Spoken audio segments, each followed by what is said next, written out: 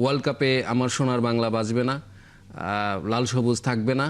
আমরা কি একটু বেশি আবেগপ্রবণ হয়ে এই সিদ্ধান্তটা নিয়ে ফেললাম কিনা যে বিশ্বকাপে খেলবো না এই শর্ত না হলে? এটাকে আরো একটু প্রফেশনালি কি হ্যান্ডেল করা যেতে পারতো কিনা, যেটা মিডিয়াতে না আসতে পারতো, বা মিডিয়াতে আসার কারণে এই জিনিসটা পাবলিক একটু তাতিয়ে গেছে?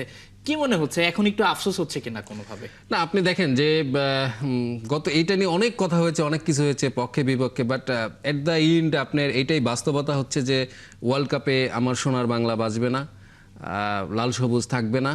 তো এইটা আসলে যে কোনোভাবে দেখেন যারা ক্রিকেটের সঙ্গে জড়িত, ক্রিকেটের তাদের কিন্তু কষ্ট দিয়েছে, তারপরেও তারা চাপা দিয়ে রেখেছে দেশের স্বার্থে, কারণ এখানে সেফটি অ্যান্ড সিকিউরিটির কথা, এবং সরকার যেটা সিদ্ধান্ত নিয়েছেন অবশ্যই সেটা আমরা সম্মান করি এবং সেটা মানি। তো তারপরে আমার মনে হয় যে আপনি বিসিবির যে জায়গার থেকে আপনি কথাটা বললেন যে ক্রিকেট বোর্ড কিছু করতে পারতো কিনা, ক্রিকেট বোর্ডের কাছে আমরা তাকিয়েছিলাম যে তারা কিছু করবে কিনা, তারা কোনো অপশন দিবে কিনা।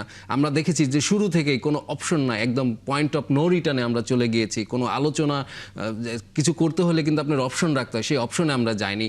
তো আমার মনে হয় যে এটা আবেগ বলেন, একটা তো ছিলই, মুস্তাফিজকে যেভাবে বাদ দেওয়া হয়েছে এটা অপমানিত বোধ করেছি আমরা। কিন্তু সে পরে কিন্তু আমরা প্রতিবাদটা জানিয়েছি, কিন্তু আমাদের প্রতিবাদের ধরনটা হয়তো অন্যভাবে হতে পারতো। আমরা কিন্তু এখনো একটা সিঙ্গেল নোট দেইনি বিসিসিআইকে যে আমাদের মুস্তাফিজকে কেন বাদ দেওয়া হয়েছে।